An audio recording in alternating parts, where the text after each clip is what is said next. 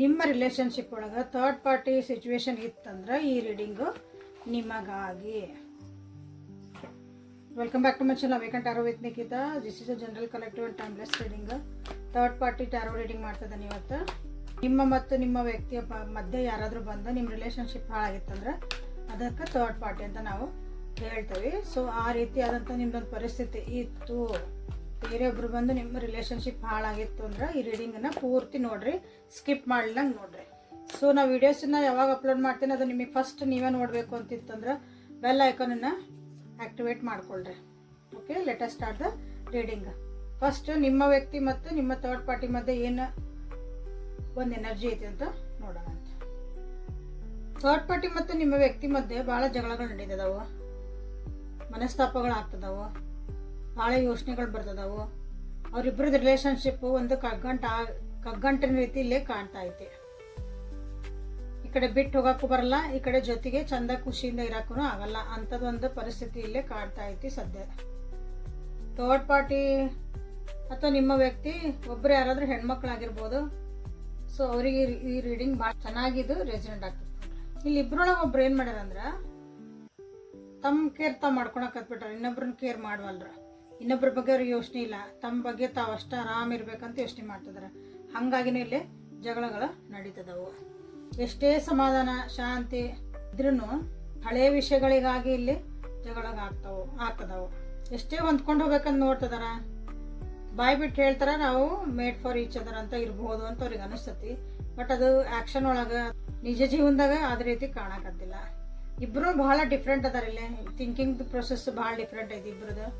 ಯೋಚನೆ ಮಾಡೋ ಒಂದು ಸ್ಟೈಲು ಅಥವಾ ಜೀವನ ಮಾಡೋ ಒಂದು ರೀತಿ ಎಲ್ಲಾನು ಇಬ್ಬರದು ಭಾಳ ಡಿಫ್ರೆಂಟ್ ಐತಿ. ಹಾಗಾಗಿಲ್ಲೇ ಡಿಫ್ರೆನ್ಸ್ ಆಫ್ ಒಪಿನಿಯನ್ ಇಲ್ಲೇ ಭಾಳ ಬರ್ತದವು ನಿಮ್ಮ ವ್ಯಕ್ತಿ ಮತ್ತು ಥರ್ಡ್ ಪಾರ್ಟಿ ಮಧ್ಯೆ. ನಿಮ್ಮ ವ್ಯಕ್ತಿ ನಿಮ್ಮ ಬಗ್ಗೆ ಏನು ಯೋಚನೆ ಮಾಡ್ತಾರಂತ ನೋಡೋಣ ಅಂತ ಈ ಒಂದು ಪರಿಸ್ಥಿತಿ ಒಳಗೆ.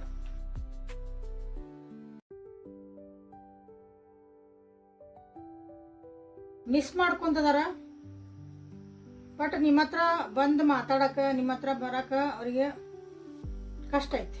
ಜೀವನ ಭಾಳ ಪಾಠ ಕಲ್ಸಾಕತೈತಿ. ಯಾರೇ ನಿಮ್ಮ ವ್ಯಕ್ತಿಗೆ ಜೀವನ ಭಾಳ ಅಂದ್ರೆ ಭಾಳ ಪಾಠ ಕಲ್ಸೈತಿಲ್ಲ. ಅವರಿಂದ ನೀವು ಭಾಳ ದೂರ ಆಗಿರಿ ಅನಿಸ್ತೈತಿ.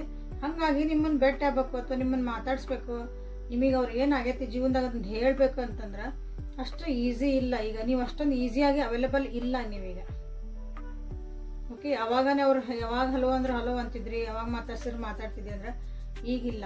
ನೀವು ಜೀವನ ನೀವು ಭಾಳ ಮುಂದೆ ಹೋಗ್ಬಿಟ್ಟಿರಿ. ಈಗ ನಿಮ್ಮ ಜೀವನ ನೀವು ಆರಾಮ್ ಮಾಡ್ಕೊಂತ ಹೊಂಟ್ಬಿಟ್ಟಿರಿ. ನಿಮ್ಮನ್ನು ನೆನೆಸ್ಕೊಂತಿದಾರ, ನಿಮ್ಮಿಬ್ಬರಿನ ಒಡನಾಟ ಭಾಳ ನೆನಪಾಗ್ತಾ ಐತಿ. ನಿಮ್ಮ ರಿಲೇಷನ್ಶಿಪ್ ಹೆಂಗಿತ್ತಲ್ಲ ಫಸ್ಟಿಗೆ ಭಾಳ ಬ್ಯೂಟಿಫುಲ್ ಆದಂಥ ಒಂದು ರಿಲೇಷನ್ಶಿಪ್, ಅದನ್ನು ನೆನೆಸ್ಕೊತಿದಾರ. ಸೊ ಥರ್ಡ್ ಪಾರ್ಟಿನ ಬಿಟ್ಟು ಬರ್ತಾರ ಅಂತ ನೋಡೋಣ ಅಂತ.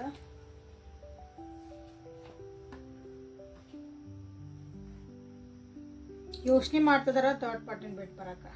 ಹೊಸ ಜೀವನ ಮಾಡ್ಬೇಕಂತ ಯೋಚನೆ ಮಾಡ್ತಾರ. ಬಟ್ ಆಗಿದ್ದು ಒಂದು ಪ್ರೊಸೆಸ್ ಐತಲ್ಲ, ಅದೇನೋ ಒಂದು ನೋವು ಆತಲ್ಲೇ.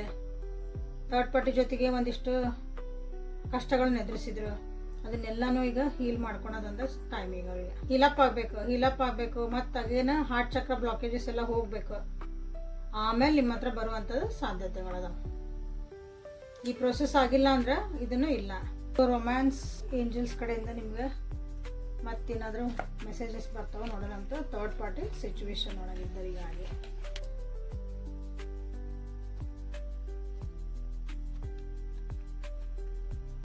ಮಕ್ಕಳ ಇನ್ವಾಲ್ವ್ಮೆಂಟ್ ಕಾಣ್ತಾ ಐತಿ ಇಲ್ಲಿ ನಿಮ್ಮಿಬ್ಬರ ಮಧ್ಯೆ. ಮಕ್ಕಳ ಇನ್ವಾಲ್ವ್ಮೆಂಟ್ ಅಥವಾ ಮಕ್ಕಳ ಒಂದು ವಿಷಯಗಳಿಂದನೇ ನೀವು ಮತ್ತೆ ವಾಪಸ್ ಜೊತೆಗೆ ಸೇರುವಂಥ ಚಾನ್ಸಸ್ ಐತಿ. ಒಂದು ಮಕ್ಕಳು ನೀವು ಮಾಡ್ಕೊಂಡು ನಿಮ್ಮ ಹತ್ರ ಮಾತಾಡೋಕೆ ಬರ್ಬೋದು, ಅಥವಾ ನೀವಿಬ್ರು ಒಂದಾಗಿರೋಕ್ಕೆ ಟ್ರೈ ಮಾಡ್ತಾರೆ ನಿಮ್ಮ ಜೊತೆ ವಾಪಸ್ ಬಂದ.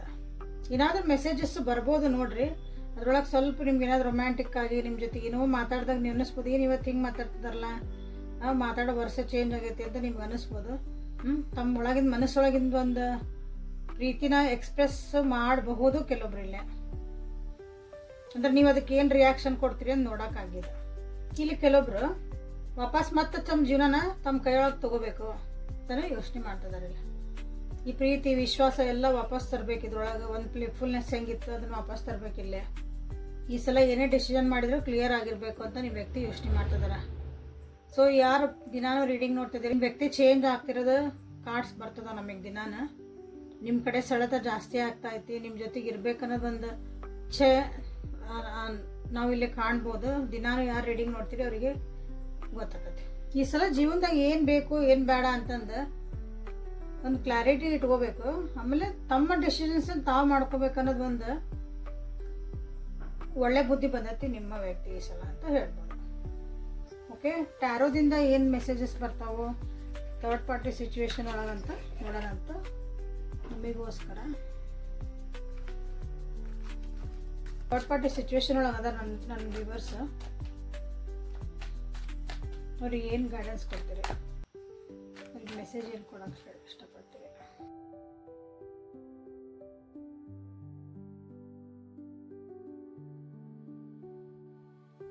ಸೊ ಭಾಳ ಮ್ಯಾನಿಫೆಸ್ಟ್ ಮಾಡಿರಿ, ಸಾಕಾಗಿರಿ. So just move on in your life ಅಂತ ನಿಮಗೆಲ್ಲ ಹೇಳ್ತಿದ್ದಾರೆ ನೋಡ್ರಿ. ಈ ರಿಲೇಷನ್ಶಿಪ್ಪಾಗಿ ಭಾಳ ಟೈಮ್ ಕೊಟ್ಟಿರಿ. ಈ ರಿಲೇಷನ್ಶಿಪ್ಪಾಗಿ ದೇವರು ದೇಂಡ್ರು ರೆಮಿಡೀಸು, ಟ್ಯಾರೋ ರೀಡಿಂಗು, ಆಸ್ಟ್ರಾಲಜಿ, ನ್ಯೂಮ್ರಾಲಜಿ ಎಲ್ಲ ಮುಗಿಸಿರಿ ಕಾಣ್ತತಿಲ್ಲ. ಇದನ್ನು ಸರಿ ಮಾಡ್ಕೊಳಕ್ಕಾಗಿನೇ ಈ ರಿಲೇಷನ್ಶಿಪ್ ಉಳಿಸ್ಕೊಳಕ್ಕಾಗಿ ನಾ ಮಾಡ್ಲಾರ್ದ ಪ್ರಯತ್ನನ ಇಲ್ಲರಿ. ಇಲ್ಲಿ ಇನ್ಫಿನಿಟ್ ಸೈನ್ ನೀವು ನೋಡ್ತಿರ್ಬೋದು. ಎಲ್ಲ ಪ್ರಯತ್ನ ನಾನು ಮಾಡಿ ಮುಗಿಸೇನ್ರಿ ಈಗ ಅಂತ ಒಂದು ಪರಿಸ್ಥಿತಿ ಒಳಗೆ ನೀವು ಅದಿರಿ ಅನಿಸುತ್ತೆ. ಇಲ್ಲೇ ಇಲ್ಲಪ್ಪ ಆಗ್ರಿ, ಭಾಳ ಮನಸ್ಸು ನೋವು ಮಾಡ್ಕೊಂಡಿರಿ, ಭಾಳ ಮನಸ್ಸು ನೋವು ಅಂದ್ರೆ ಹಾರ್ಟ್ ಬ್ರೇಕ್ ಆಗೈತಿ, ಭಾಳನ ಆಗೈತಿ. ಓಕೆ, ಭಾಳ ಯೋಚನೆ ಮಾಡ್ತಿದ್ದೀರಿ, ಆರೋಗ್ಯ ಕೆಡಿಸ್ಕೊಂಡಿರಿ. ಈ ರಿಲೇಷನ್ಶಿಪ್ಪಾಗಿ ಯಾರು ಏನು ಹೇಳಿದ್ರು ಕೇಳೋ ಒಂದು ಪರಿಸ್ಥಿತಿ ಒಳಗೆ ನೀವು ಇಲ್ಲ ಇಲ್ಲೇ. ಓಕೆ, ಅದರಿಂದ ಹೊರಗೆ ಬರ್ರಿ ಅಂತ ನಿಮ್ಗೆ ಹೇಳ್ತಿದಾರೆ.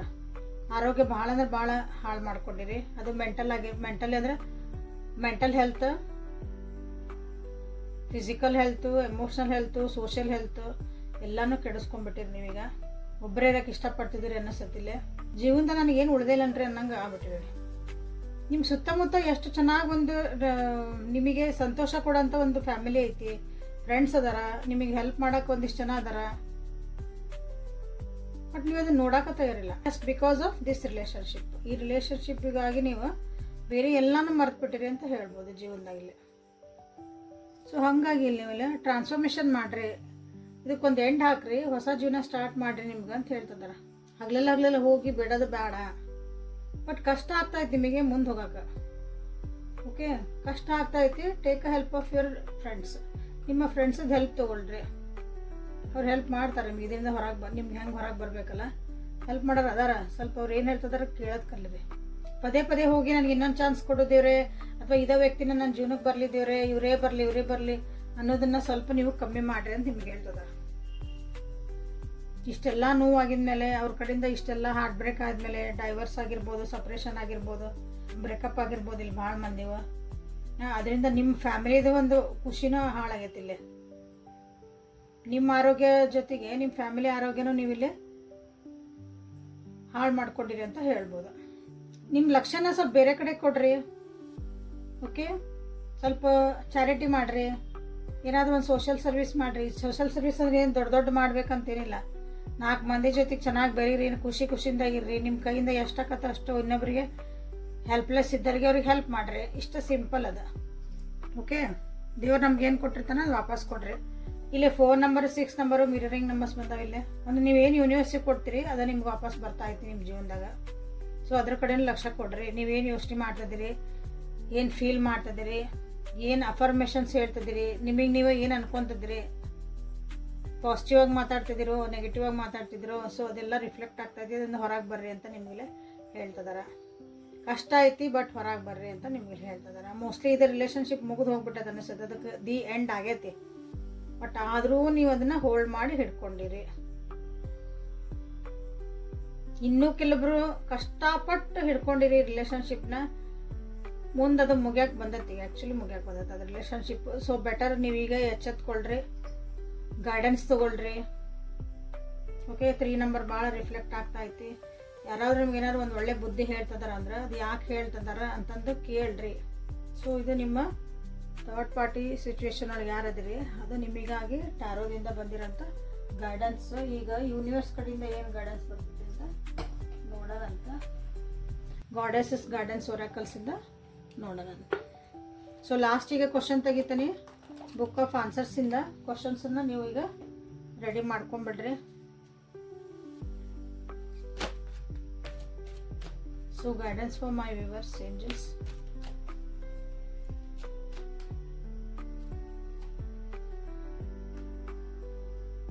ಜೀವನದಾಗ ಭಾಳ ಚೇಂಜಸ್ ಬರ್ತದವು. ಚೇಂಜಸ್ಸಿಗೆ ನೀವು ಅಡಾಪ್ಟ್ ಆಗಲೇಬೇಕು, ಅದಕ್ಕೆ ಹೊಂದ್ಕೊಂಡು ಹೋಗಲೇಬೇಕು. ಓಕೆ, ಅದು ನಿಮ್ಮ ಒಳ್ಳೇದಕ್ಕಾಗಿ ಅಂತ ನಿಮ್ಗೆ ಇಲ್ಲಿ ಹೇಳ್ತಿದಾರ.